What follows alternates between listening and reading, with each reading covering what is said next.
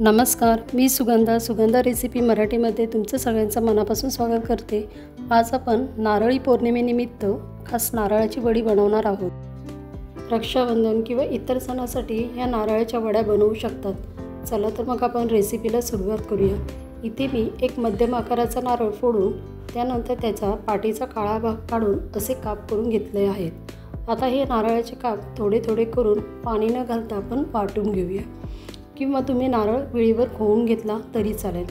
सगळा नारळ थोडा थोडा करून बारीक वाटून घेतला आहे। चला तर मग आपण इतर साहित्य बघूया। आता हा नारळ वाटल्यानंतर मोजला तर 1.5 कप इतका भरलेला आहे। 1 वाटी साखर, दुधाची साय अर्धी वाटी, 2 ते 3 चमचे साजूक तूप, अर्धा चमचा वेलची पावडर आणि बदाम आणि पिस्त्याचे काप।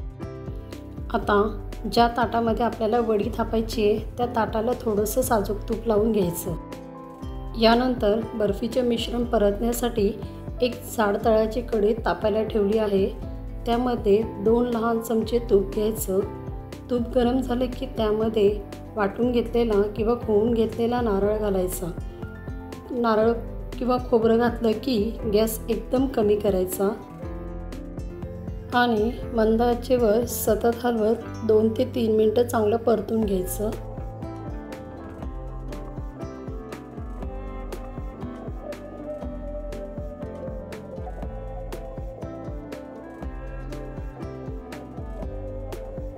दोन ते 3 मिनिटं हे मिश्रण चांगलं परतल्यावर आपण यामध्ये दुधाची साय घालूया।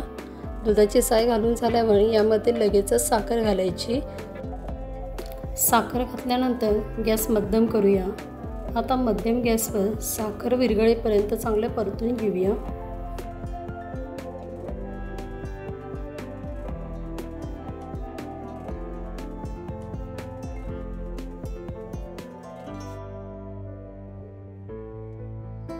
तीन ते 4 मिनिटांनी साखर विरघळली, साखरेला पाणी सुटले आहे, त्यामुळे हे मिश्रण खूप ओलसर दिसत आहे।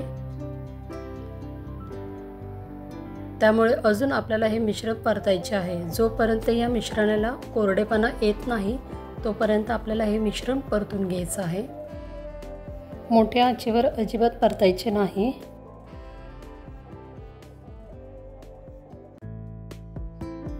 आता बघा, आपले मिश्रण बऱ्यापैकी घट्ट झालेले आहे। आता थोडंसं मिश्रण काढून चेक करूया, पण मिश्रण थंड झाल्यावरच आपल्याला चेक करायचं आहे। आत्ता जर चेक केले तर आपला अंदाज चुकू शकतो। आता गॅस कमीच ठेवूया।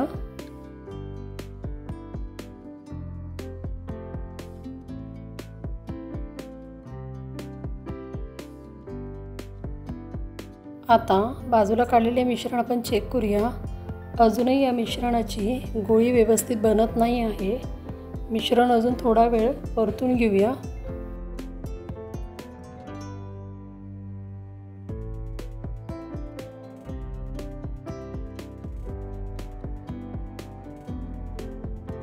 तीन ते 4 मिनिटं झाले आहे। आता यामध्ये वेलची पावडर टाकून घेऊया आणि चांगले मिक्स करून घेऊया।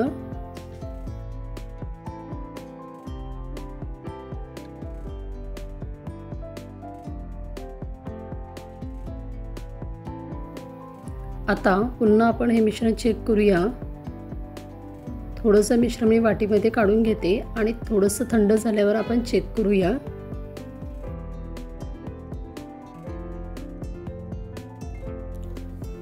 बाजूला काढून ठेवलेले मिश्रण थंड झाले आहे। आपण चेक करून बघूया। हे पहा, व्यवस्थित गोळी बनत आहे, म्हणजे आपले मिश्रण व्यवस्थित शिजले आहे। आता हे मिश्रण तूप लावलेल्या ताटात काढून घ्यायचं आणि पसरून घेऊया। मिश्रण गरम असतानाच पसरून घ्यायचं आहे। तुम्ही वाटीच्या मदतीने पसरवून घेऊ शकतात। एकसारखं करून घ्यायचं आहे।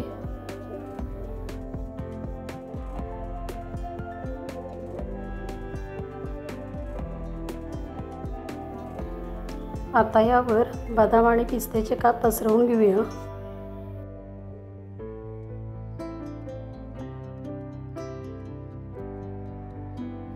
मिश्रण थोडंसं गरमच आहे। आता आपण त्याच्या वड्या कापून घेऊया। आपल्याला हव्या त्या आकारात त्रिकोणी चौकोनी वड्या कापून घ्यायच्या। पूर्ण थंड झाल्यावर या वड्या वेगवेगळ्या करून घ्यायच्या। तयार आहे आपल्या ओल्या नारळाची वडी। अगदी कमी साहित्यात झटपट बनवून तयार होणारी नारळाची बर्फी। ही बर्फी तुम्ही महिनाभरही टिकवून ठेवू शकता।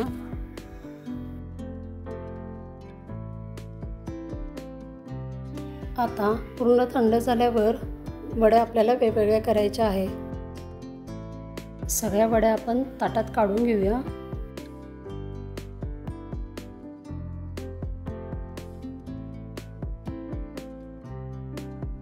तुम्हाला आजची रेसिपी कशी वाटली?